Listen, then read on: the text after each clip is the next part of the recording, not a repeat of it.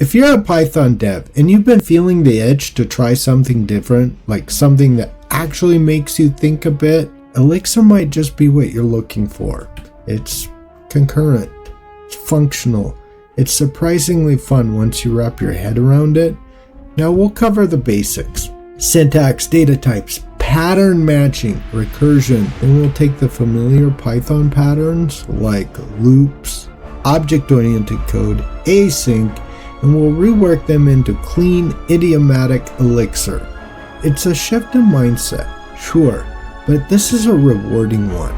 We'll go side by side with like Python and Elixir examples so you can see exactly how it works. So let's just dive right in. In Python, you're probably used to the print method, right?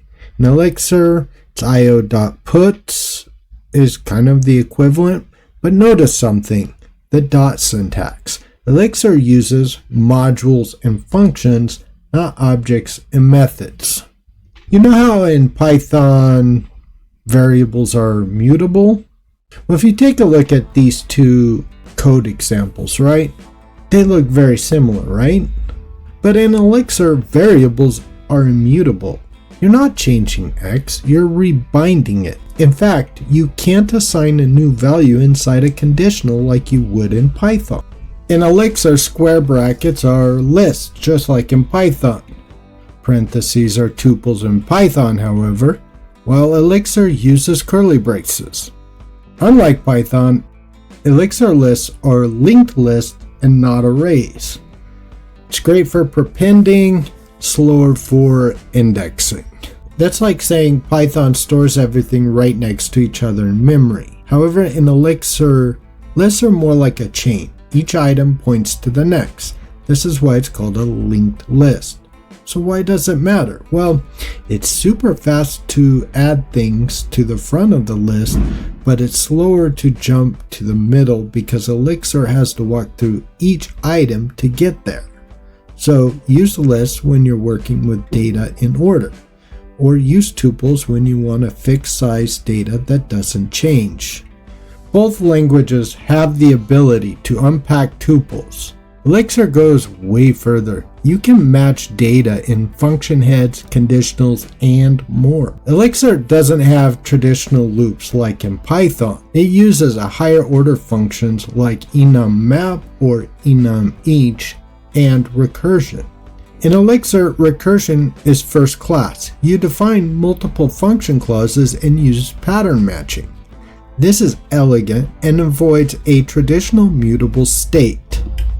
So how is recursion first class? Well, in Python we usually use for, while to repeat stuff, right? Recursion, it's like literally a function calling itself kind of thing, right? So what's the big deal, you ask?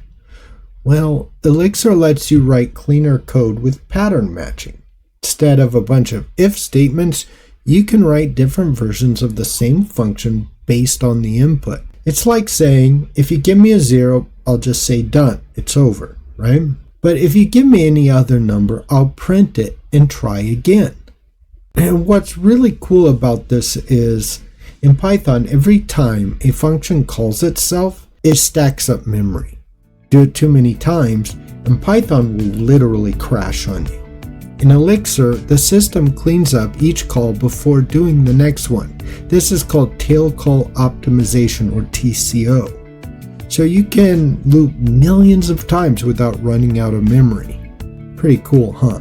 If you take a look at just the simple task of defining modules and functions, you'll see that Elixir organizes code in modules, kind of like classes, but purely for grouping functions.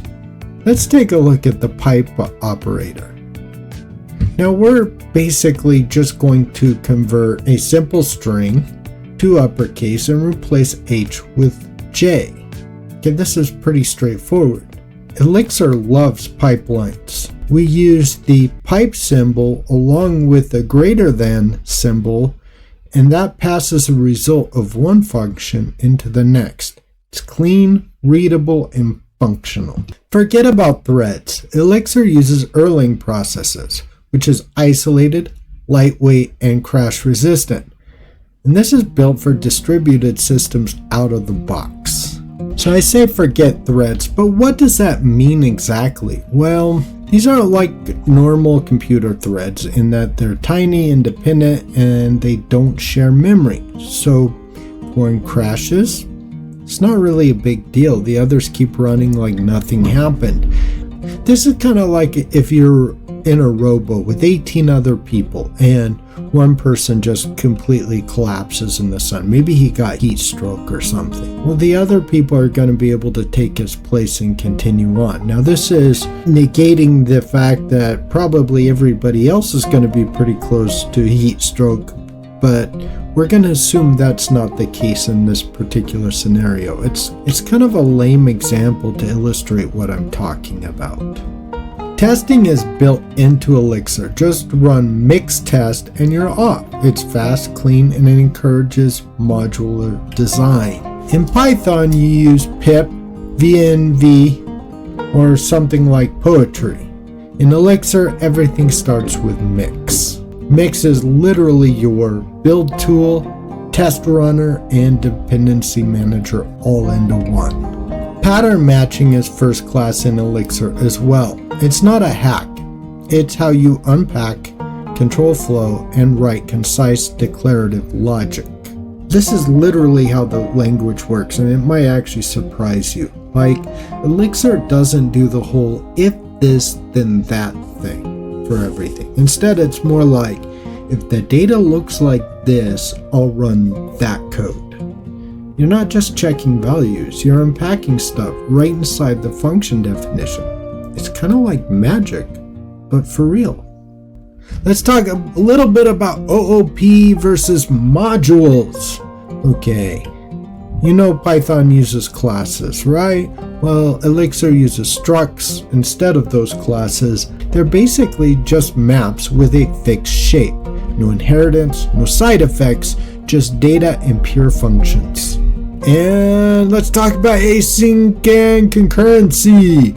Elixir runs on the Beam VM, which is made for concurrency, spawning lightweight processes, which is cheap and don't need threads or async await. If you're coming from Python, Elixir is sure to stretch your brain, but in a good way. It's excellent for systems programming, distributed apps, and anything that needs massive concurrency. Did this just blow your mind just a little bit? Hit like and subscribe. Let me know in the comments what you want to see next. Live view, OTP, or more code comparisons. And as always, keep coding and keep it functional.